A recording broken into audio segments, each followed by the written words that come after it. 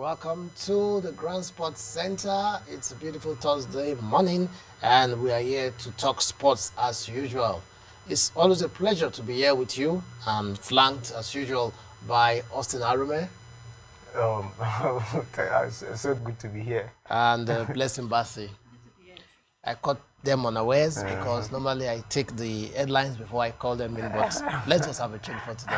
I am Donald Agbabubo. We have a very interesting lineup for you today. We shall be talking about the fallouts from the Nigeria versus Sierra Leone African Competitions qualifiers with the Sports Minister, Sunday Dare, questioning the competence of Super Eagles coach Kenatura, and also smart players like Yakuba Ayegbeni, also carpeting the coach and some players in the team. Shall be talking about this. FIFA has cancelled the FIFA Under 20 and the FIFA Under 17 World Cup. And the reasons not far-fetched. Due to the coronavirus pandemic, they cannot guarantee safety of players and officials for the tournament. So this is not about postponing it as they've done with major tournaments, such as the Club World Cup that was postponed from December to February next year. This outright cancellation, I think in recent times, this is the first time FIFA has had to cancel any of its competitions. And I know that it must have been a very, very difficult decision for them to take. So the FIFA Under 20 World Cup, FIFA Under 17 World Cup, due to have taken place in Costa Rica for the Under 20 and India for the Under 17, have been cancelled. We shall be talking about this, and also the UEFA Nations League matches were played yesterday, talking about the last round of matches for the group matches. And we now have 4 teams that have made the finals. The finals will be played in October next year. We have Belgium, France, Spain, and Italy making it to the finals. So they will play a kind of knockout semi-final like it was done last year when Portugal triumphed. And this time around, it's Belgium, Spain, France, and Italy that will fight for the UEFA Nations League title. South American qualifiers, we talked about it yesterday. We talked about the 6-1 pounding of Colombia by Ecuador. Well, something happened after the match. An Ecuadorian player, Pervis Estupinan, who plays in Spain for Villarreal, is a clubmate of Samuel Chukwueze, misplaced his passport, and it became a big issue in that country. You could imagine one of our Super Eagles players that reported misplacing his passport, and it took a very big search. The entire nation was involved as information was placed on Twitter, Instagram, Facebook, to call for anyone that comes across the passport or the other missing luggage to actually return it. And as it turned out, he eventually recovered the passport, and the good news is that he's back in Spain now and is due to face Real Madrid when Villarreal take on Real Madrid this weekend. Shall be talking about that issue. Lionel Messi, he just returned from Argentina, where he helped Argentina in the qualifiers. They beat Peru 2-0. And on his return to Barcelona, he was asked a question, and he's made a very big statement that is now making news. He said he's tired of being the problem at Barcelona. Whatever he means by that, he didn't expatiate much, but he just said he's tired of being the problem at Barcelona. This just goes to tell you that the issue, the running battle between Barcelona and Messi, which started at the end of last season, is still very much there. So we shall be talking about this. Mohamed Salah, well, he left England for Egypt to help his country in the Nations Cup qualifiers, but it was not to be, as he didn't get to feature in any of the matches because he came down with coronavirus. He was set to have attended his younger brother's wedding, and from there probably contracted the virus. He had a test, proved positive. Then after isolation, he had another test, he's still positive. So Mohamed Salah will not be returning back to football action very soon, just like it happened to Cristiano Ronaldo when he went to play for Portugal. Well, we shall be talking about this. And in tennis, Novak Djokovic, we were talking yesterday about Rafael Nadal losing a match, and Novak Djokovic followed suit yesterday when he lost to Daniel Medvedev in the ongoing ATP final. Also, Djokovic is also in the news for not too good reasons. He lost to Daniel Medvedev, and we also understand that he's trying to come back to the ATP Players Council. You know, last month he left the ATP Players Council to form his own association of professional tennis players. But then we understand that he's trying to get back to the ATP Council. Well, we shall be talking about this, why this up and down, back and forth by Novak Djokovic. And finally, in basketball, we shall be talking about the NBA draft. where Anthony Edwards has been named number one draft for this year's NBA draft. And but then the good news is that about 7 Nigerians were in the running. We reported it yesterday at in our program Sports Around the World that 7 Nigerians were in the running for this year to be drafted this year. But I must tell you that the good news is that for the first time, about 5 of them made it through to the top 30. So that means we have 5 Nigerians that have the possibilities of playing the NBA next season. So we shall be talking about this and more on the program. Plus, today in sports history, where we get to tell you some of the important events that have happened in sports on this day, 19th November, over the years. These and more we have for you in the program, so sit back and enjoy yourself while we try to spice up your day with a very interesting package we have for you. We'll take a short break, and when we come back, we'll go straight into the issues of the day.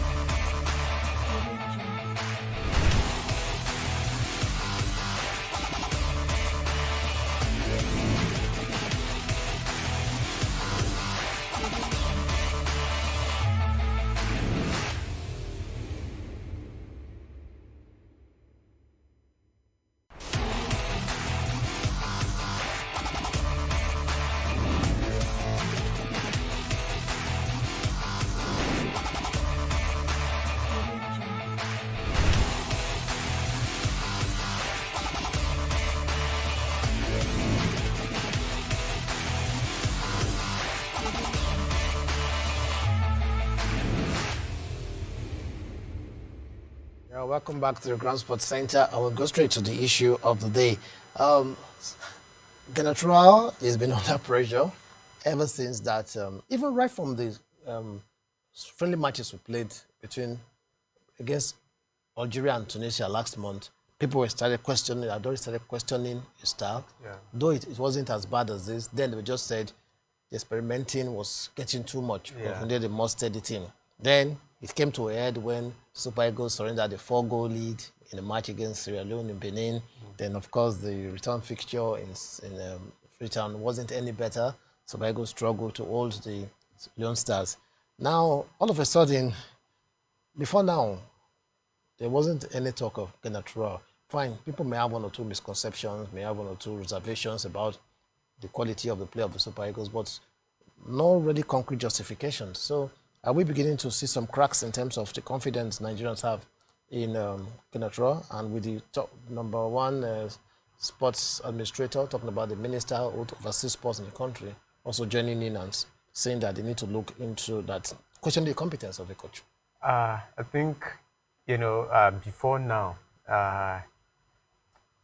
it's not like these things are not there, but the fact is, in the last few years, when we qualified for AFCON, when we also qualified for the World Cup with 2 games to spare.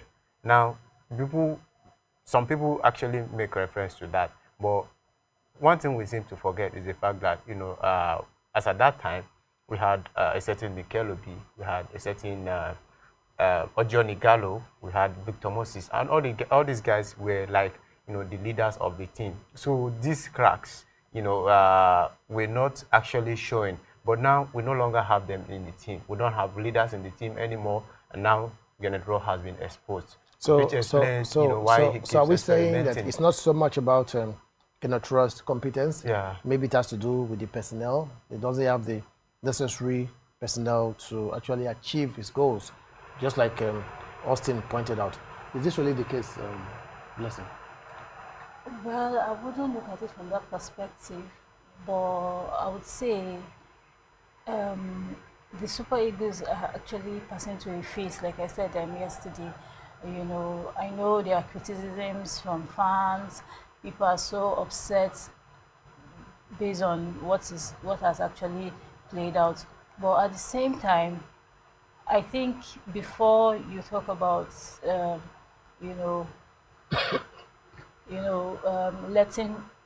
letting a coach go. I think you should look at the reasons why you have to let the coach go, not because of his technical Efficiency.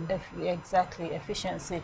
You know, what are the reasons why you want to let the coach go? So, Could it so be are you as a saying there are result of not enough reasons now? yeah, There are they not should. enough reasons here. Yeah, even if there are reasons, what are the reasons? Let us know the reasons Also why. fine. And just look at Genetra since he came in.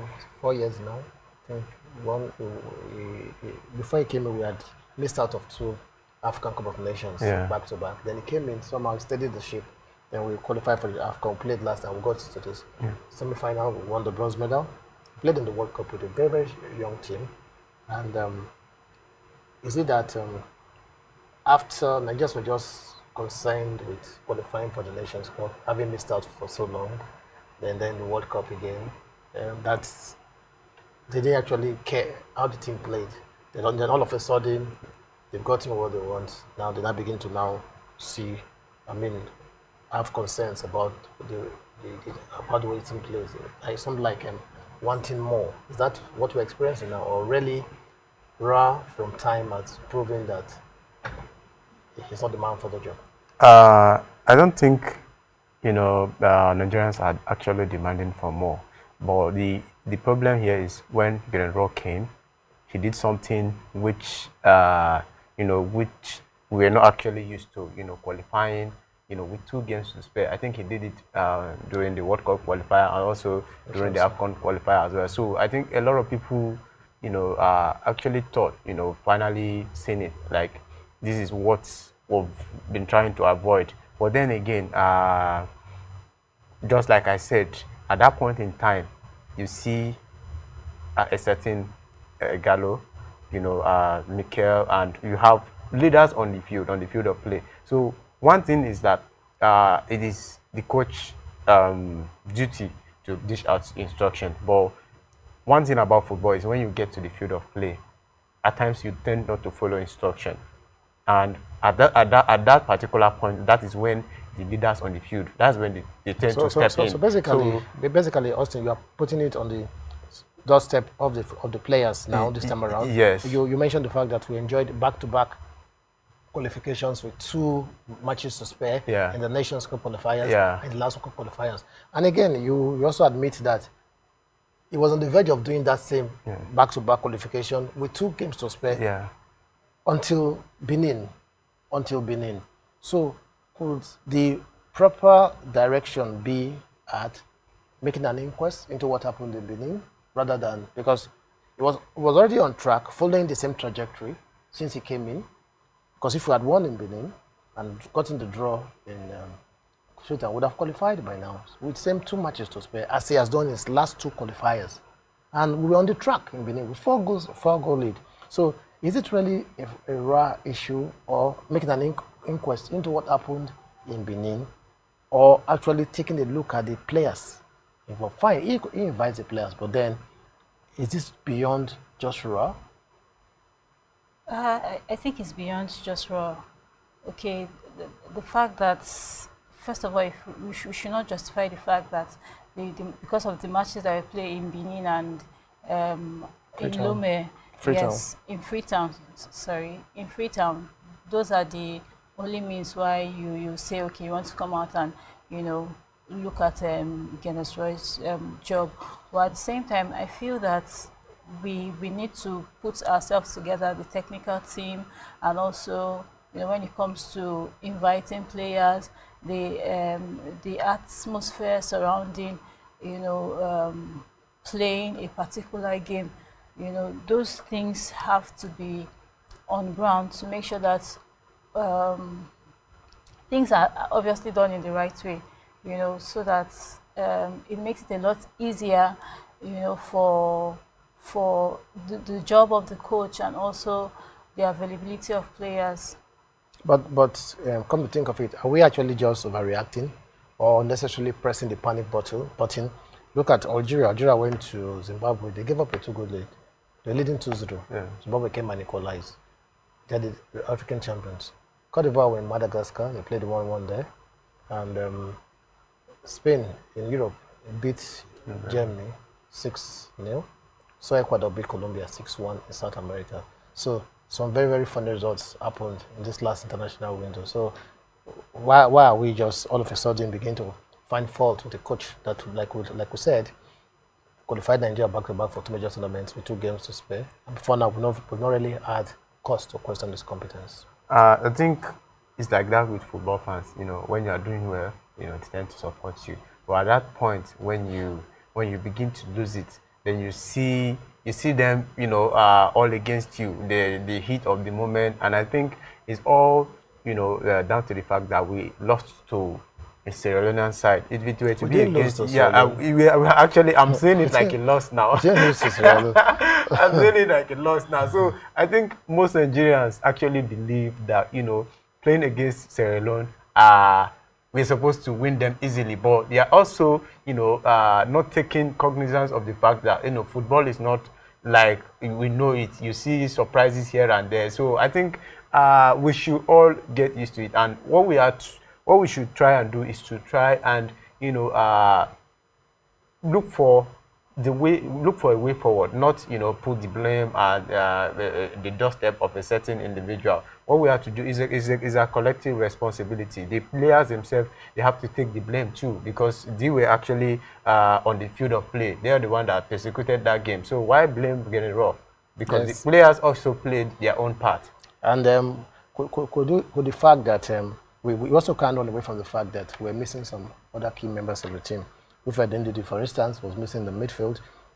Samuel Kalu was missing in the attack. And Moses Simon was missing also in the attack. Fine, you could say that we have more than capable replacements for this team, but on a good day, we know that a Wilfred Ndidi would have started for Nigeria, and the Samuel Kalu would have started for Nigeria, because Ra has shown that in all the matches he's played, Kalu is first choice for him when it comes to the left side of the attack. So Omeratu was missing from the midfield, from the defense. So maybe after the first match, it would have been someone that would have been drafted in again to show up the defense. But then, is it possible that we also missed some of these players? Of course, we missed some of these players. Like Austin said, most of the blames are on the players. If these players were to be available, at least to an extent, it wouldn't have complicated Roy's job in selecting players. Because if you notice in most of the especially the last match in Lume, he had to in Freetown he had to use a right fullback instead of the left fullback that were even on the seat, which is a wrong selection to me. So these are the kind of things. If players are available to play a certain position, or he puts trust in a particular player and they're available at that point in time, why not? The game goes on well. Well, we can talk on and on about Genetra. The NFF have not said they're going to sack him. The minister has not said he's going to be sacked. They only expressed his reservations about his competence. I believe the next couple of days, they'll be able to sit back and take a look at what happened the last 1 week in the first leg match in Benin and, of course, the match in Freetown, and be able to judge precisely what would have happened and put set modalities and motions towards addressing such issues, so that by the time they reconvene in March, when they will take on Benin and the Soto, those things would have been trashed out. So we'll take a short break, and when we come back, we'll have more for you on Grand Sports Center as we talk about FIFA, who have decided for the first time in recent time, or in recent memory, because I can't remember any other time it has happened, FIFA has had to cancel his own competition. So we'll talk about it after this break.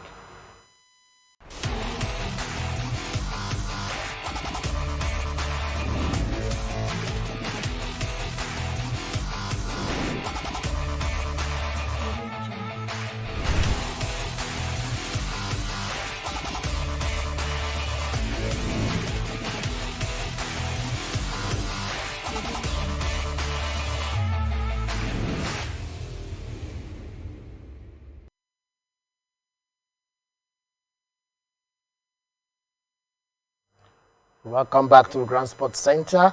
Next, we'll talk about the FIFA Under-20 Women World Cup and the FIFA Under-17 Women's World Cup that has been postponed by the World Football Governing Body, FIFA.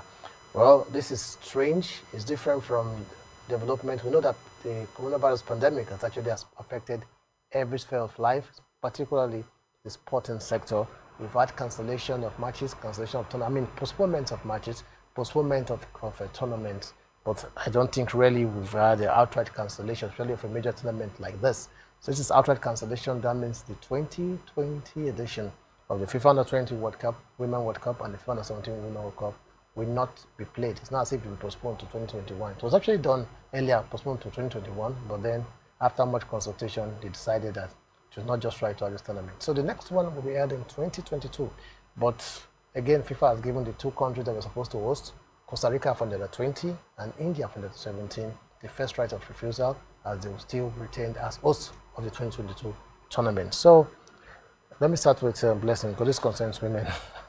Blessing, women tournament postponed, and how disappointing would this be for the players? Because another lot of young girls that were looking forward to participating in this competition.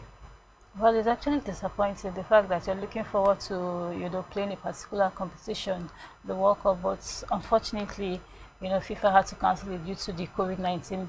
Obviously, it's a factor that needs to be looked into. That, I think that's the more reason why FIFA, had to move it. The event is still going to hold, but it was moved forward just so, they try to put modalities in place. But at the same time, I feel the players won't be happy, but because this is an age grade tournament, so you wouldn't say, okay, yes. fine, I will play in the next one, because by then some of them would have exceeded the age, the limit. But the good thing is that for the under 17, they may now be eligible for the under 20, but for the under 20, they will just not be able to have a place to play. Well, Austin, FIFA having to cancel this tournament, it must have been a very difficult decision, because you know that FIFA hardly, because it speaks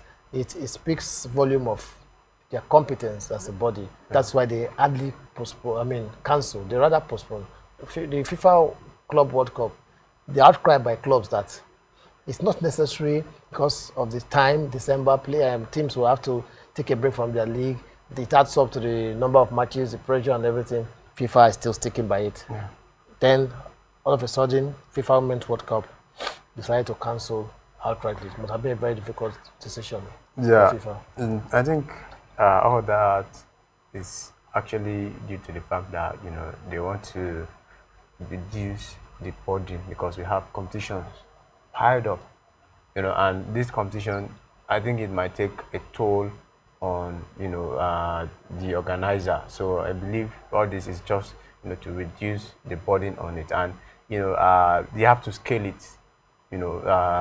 I believe it's due to the fact that it's women under 20 and under 17. So, it's not really that important. You are coming to a very, very important point. So would it have been that it was postponed because it's a women tournament? If it was the men under 20 or women under 17, do you think that FIFA would still have taken this decision? I think they'll still have taken the decision, because it has to do with health. It's coronavirus period, so they have to postpone it because of the pandemic. So I think it will be postponed even if it's the main event, not because. So it's not because it was female, but then just you said the FIFA said, according to FIFA's head of women's technical development, Kay Constantine, said the health and well-being of competitors, that's the players, is of great importance and concern to FIFA. That was why they had to take this decision. So 2022 is still not too far away. That means 2022 we're going to have two World Cups. We have the men World Cup in Qatar, and the women under 20 World Cup, and the under 17 World Cup still in Costa Rica and India. Assuming they still agree to host in 2022, because these countries put up their bid to host these tournaments in 2020, postponed to 2021 for reasons. So we still hope that by 2022 those reasons will still be tenable and they'll be willing to host this tournament. So we'll take another break, and when we return, we'll talk about the Europa Nations League, of which the group matches were concluded yesterday with some very interesting results, and with 4 teams now emerging as finalists, talking about France, Italy, Spain, and Belgium. We'll talk about this when we return from this break.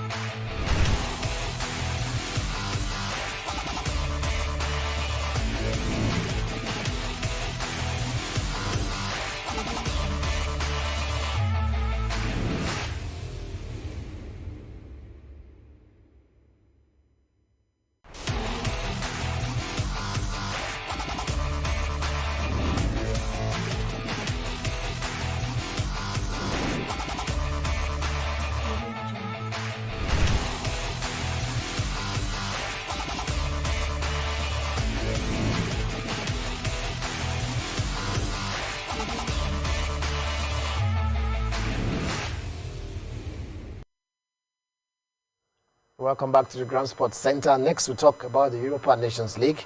And 4 countries have qualified for the finals. The finals will be played in Italy in October next year. And we have Italy, who will be host, and we have Spain, we have Belgium, and we have France. So, top teams. Last time around, which was the first edition, Portugal won it.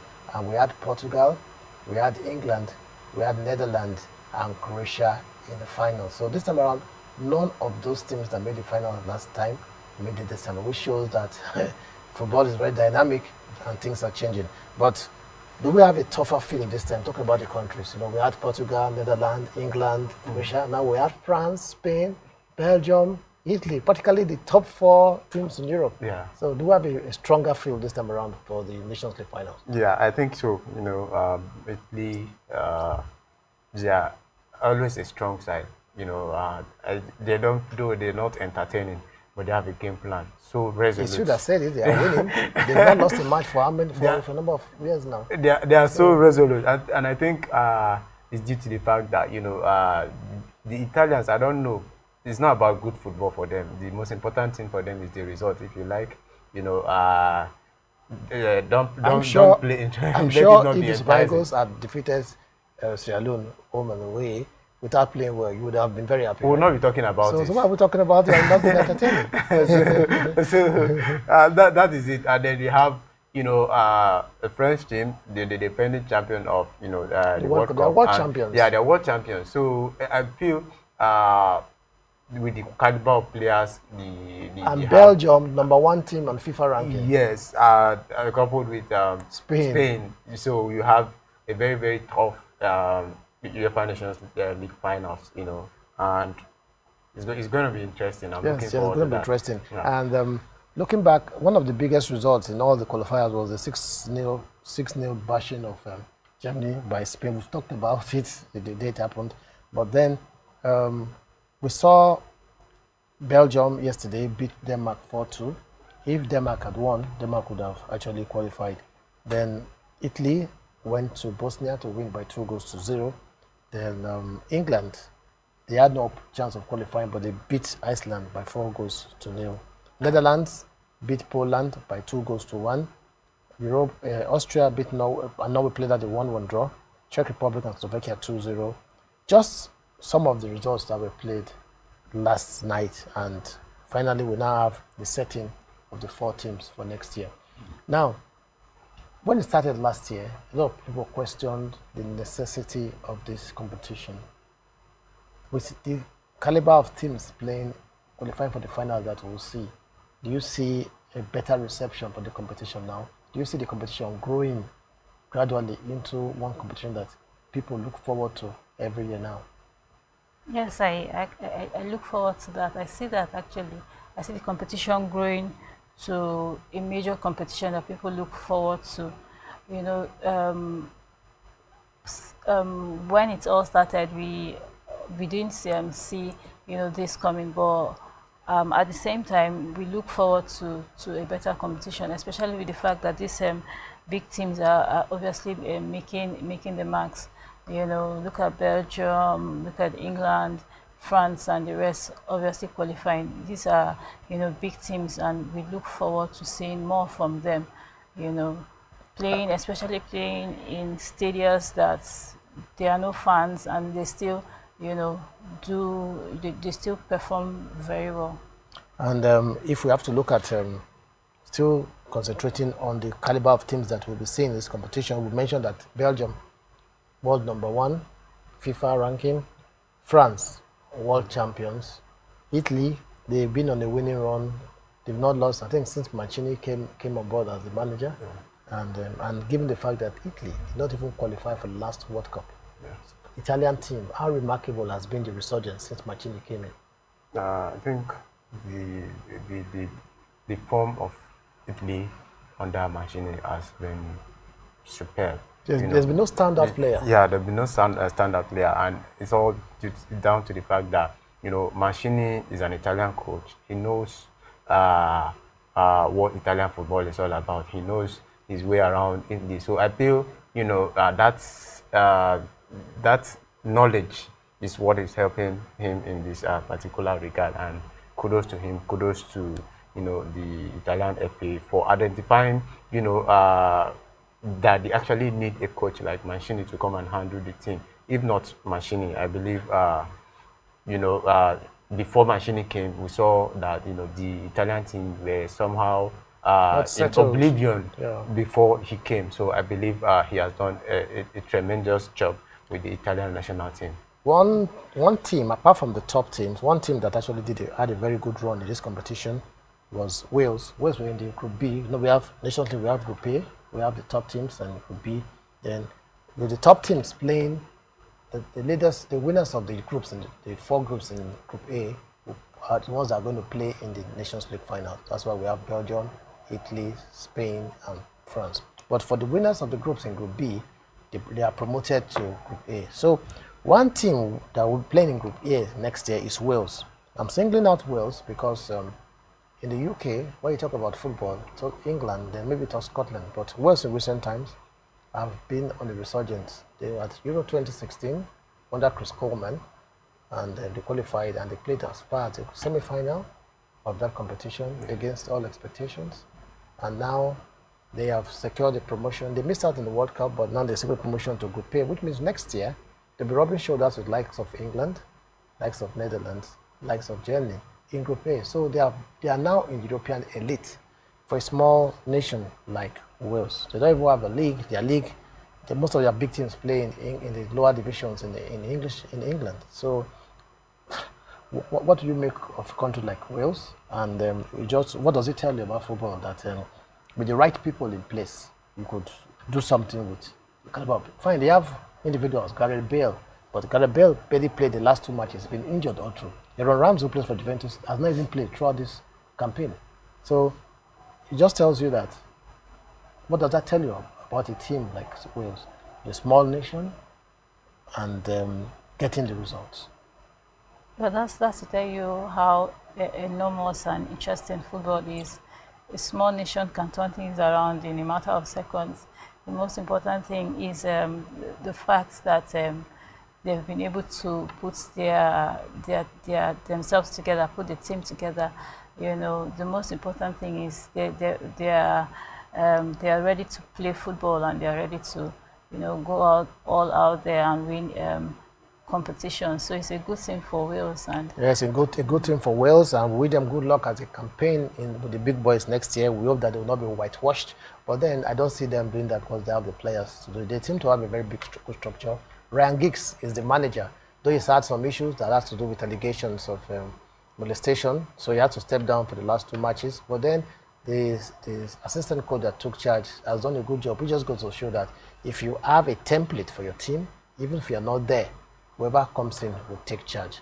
Lesson for Nigeria and other countries. So much about the European Nations League. We'll take a short break and we'll come back. We'll talk about some fallout from the South American World Cup qualifiers. Ecuadorian defender Pavis Estupinan misplaced his passport, and it became a national issue because without the passport, he could not go back to Spain where he plays for Villarreal. His club mate was Nigerian Samuel Chukwueze at Villarreal. Could not go back to Villarreal, and there was a national search for the passport. But it ended very well. When we come back after this break, we'll talk about it.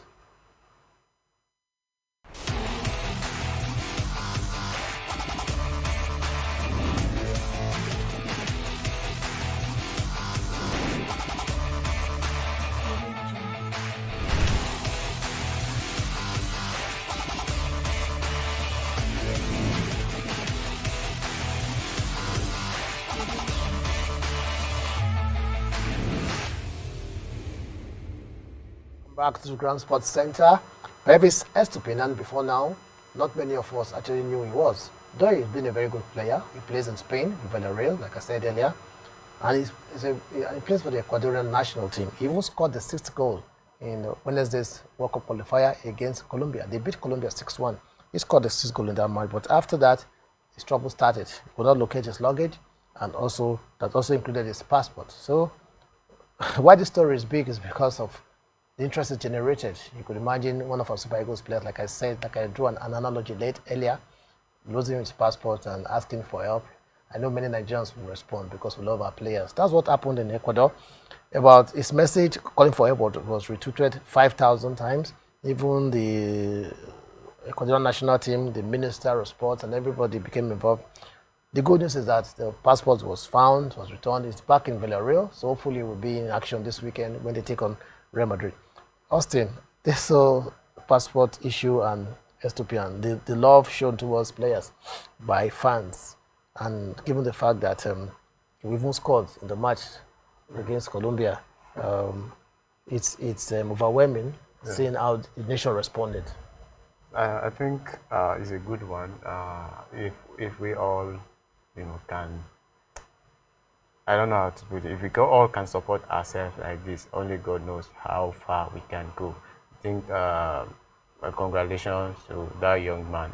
If not for the fact that he found the passport, who knows? Maybe he would have missed that game against Real Madrid, and it's actually an important game. Real Madrid, but Villarreal is a big game, and it's a game that the coach might not want him to miss. So I think congratulations to the young man, and congratulations to Villarreal as well. Having one of their players back in the mix. And given this kind of experience, next time it goes to Ecuador, I'm sure the young man will be very, very careful. Of course, that shows the love for especially players that are of more importance.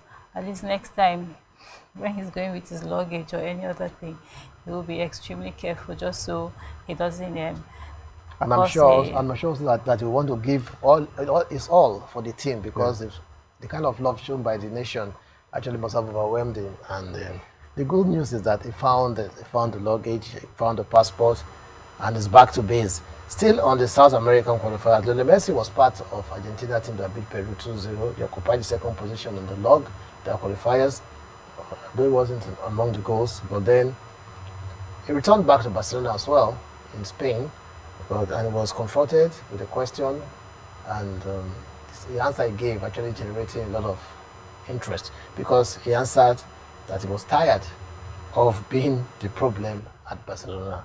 Whatever that means, even the journalist that reported it said he doesn't even understand, he can't even tell, but does this spark speculations that all is not still well between Lionel Messi and his club?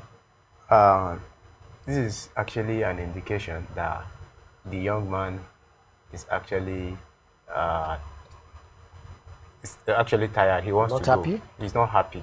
He's not happy at the club, and he wants to move on to a new challenge. But the fact is, there's this belief by the La Liga and Barcelona that losing Messi it will affect the revenue of the club. It will affect the followership of the league.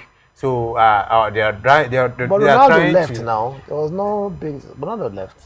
That is the point. But if they are to lose Messi, to Man City, for instance, already the English league, the followership is massive. Massive. Yeah, so that means more followers moving into the EPL. So I think that is what La Liga is trying to avoid. But Messi, as an individual, he has added up to here, Okay, and he fine. wants to go. Fine. So how did he actually get to this point? Messi complained that he wanted to leave last time. He complained about the situation with the team, about the sale of his friend Luis Suarez. He complained about so many things. And Ronald Koeman, when he came, it did not help matters when he said that Messi will be treated like every other person. We know the status he enjoys, he commands at Barcelona. So how did it actually get to this point? Is it really that Messi is angry over the way the club handled the sale of his friend Luis Suarez and generally about the way they've gone about transfer business, which he complained earlier? Or is it just an inevitable thing? He has reached a saturation point. Right from when he was a child, 9 years old, thereabout, been in Barcelona, go through the ranks. So is it just a matter of getting to a saturation point? There's no more motivation for him. Is that what you're experiencing? Or it has to do with his conflict of interest he's having with the management of the team? Well, it's at this point I would say Messi is obviously tired, and there are conflicts of interest. I know there's a relationship between Messi and Barcelona, especially in recent times and even up till now. Messi trying to leave Barcelona is really going to be a very difficult thing, especially with the forces surrounding the fact that they won't want him to leave because of, the But his contract runs out at the end of this month and this season, sometime in August. And they say, from reports, we understand that clubs like Manchester City are already um, talking and they want to tie him down to a pre-contract because you are allowed to do that by January.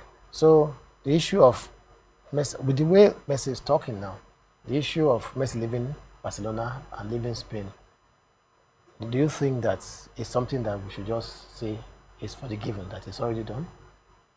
Because if he's feeling this way, like I said, it's really going to be a difficult one. But I think if a player wants to leave, he has every right to leave. They should let him go. especially when his contract is no longer binding, which will happen, which will come into effect at the end of this season. Well, another player in the news is Mohamed Salah, the Egyptian player of Liverpool.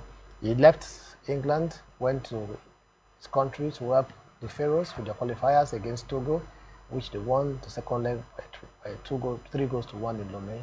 After winning the first leg, I think 2-0 or so. But it wasn't part of the matches because before when he got to Cairo, he had to attend the wedding of his younger brother, and after that, he tested positive for coronavirus.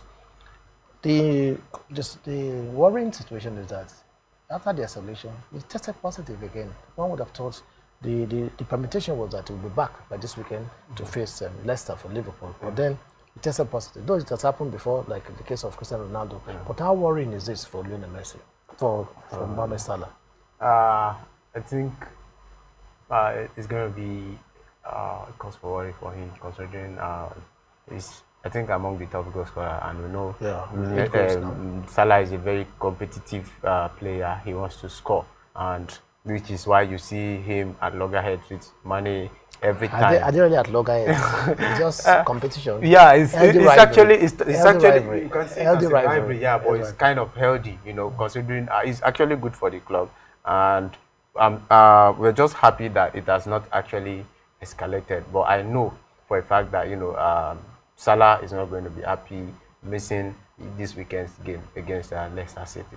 Well, on that Salah note, we'll take a short break and we're done with our football. Then we'll go straight into other issues. Tennis, there's so much happening. The ATP final is taking place.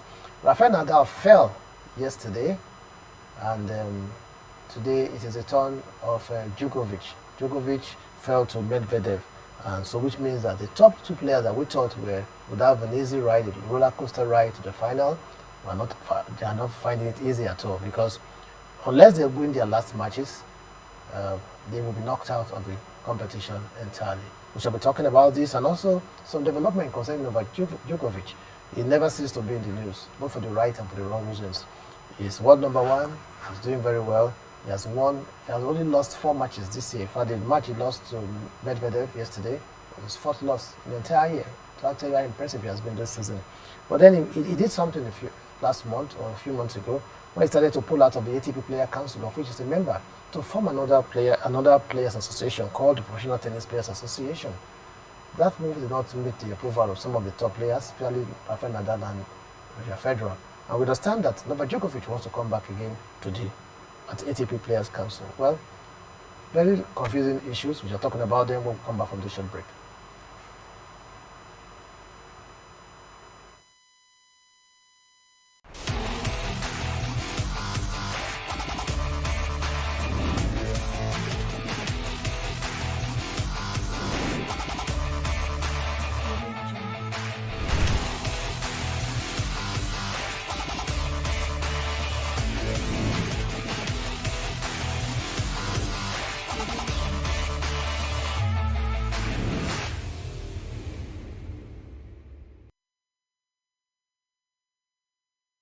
Back to the Grand Sports Center, straight to Novak Djokovic. I'm sure he must have gotten a rude awakening when he fell 6-3 to Medvedev yesterday. Yeah, I think at one point in time, I was beginning to think like we're going to have a different trend to, the ATP finals that we know, with the way Djokovic and Nadal started, but with what happened yesterday and what happened to Nadal and what had just happened to Djokovic, I think I'm beginning to think twice. And at this point in time, they are even at risk of being knocked out. We are not even talking about winning again. They're not talking about how to They can qualify. survive. They Yeah, can how to survive survive. the tournament. So I think. Well, another issue concerning Djokovic is the fact that he pulled out of the ATP Player Council last month or thereabout and formed Professional Tennis Players Association alongside other players like Poppy Seal and Sam Querrey and John Isner, the American tennis player. They all left the ATP Player Council to form another body, but somehow it did not meet the approval of some of the top players. I'm sure that they must have miscalculated. We understand that they want to come back to the ATP Player Council. What do you make of this all? Well, like, I think there are a lot of issues surrounding joining this council. I think it's really going to be an issue, especially with the fact that Djokovic had to, form these councils. If other, top players are not going in line with this event, The Professional Tennis Players Association that he formed. yes, so then there's going to be a big issue. That's why he wants to come back. But how easy would that be for him? Because understand that they have to vote you into the council. So do you think he will have an easy ride to get back to the TP council? The voting ends by December 30. Well, I don't think it's going to be an easy ride. I don't think it's going to be an easy ride for him. Anyway, still talking because we are virtually running out of time now, and we'll talk without taking any break. We'll talk basketball next. The NBA draft held yesterday, and it's no longer news that Anthony Edwards was named the NBA's #1 draft pick with a move to Minnesota Timberwolves. Agreed. Anthony Edwards, congratulations to you.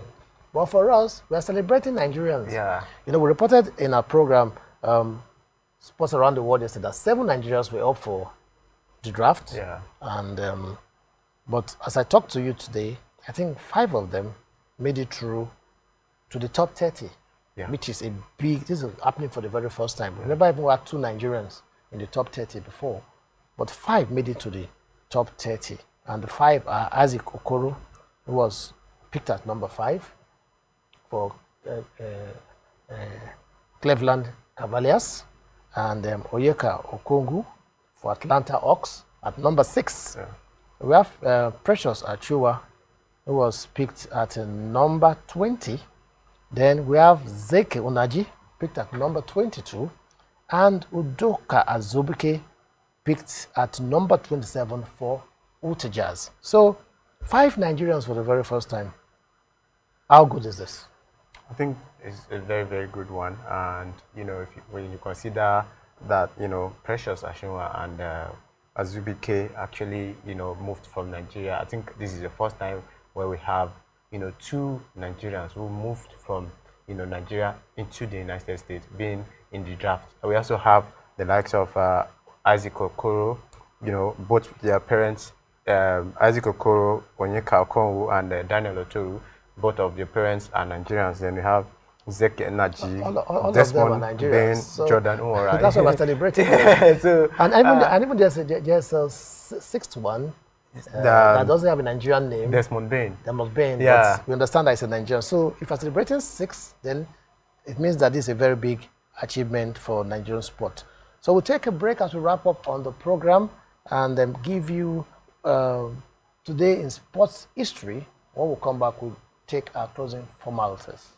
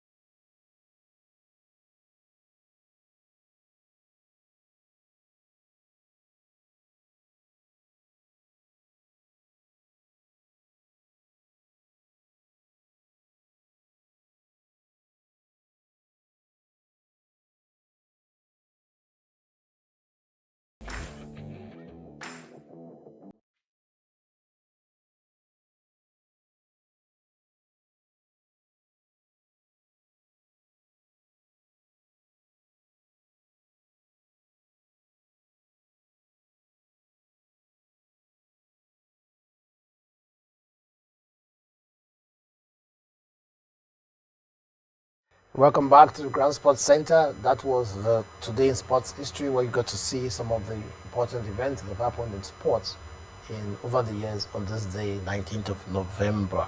Well, this is where we wrap it up on the program. We're still celebrating the fact that 5 Nigerians, or maybe 6 now, made it to the top 30 in the NBA draft, and we'll continue to remember those names for some time to come because they may form some of the big, they may go on to be some of the big stars in the NBA, just like the likes of Hakeem Olajuwon over the years. Isaac Okoro, number 5 draft, remember that name. Cleveland Cavaliers. Oyeka Okogo, Atlanta Hawks, remember that name. Precious Achiuwa, Miami Heat, remember that name. That's what number 20 draft. We have Zeke Naji at Denver Nuggets at number 22 draft. And Uzoka Zobike, Water Jazz, number 27 draft. So these are the players. I would let Blessing say a few things about this development because I'm so excited. Yeah, I'm also excited. It's a good thing that Nigerians are, gaining international recognition, especially in basketball, obviously. And we look forward to their, better performance, especially in this top basketball league. Yeah, they're going on to become world champion. So on that note, I'll wrap it up on Grand Sports Center for today. We hope you've had a nice time with us. Please join us same time, same station tomorrow for another interesting edition, as we will always look forward to having you being with us. I'm Donald Agbavogo. And Austin? I just want to say congratulations to the new 6 NBA Nigerians. draft. Yeah, who are in the NBA draft. And Blessing. Thank you. At least something to celebrate after disappointment from the Super Eagles. 5 Nigerians drafted into the NBA made the top 30 for the very first time. On behalf of all of us and the entire production crew, enjoy the rest of the day.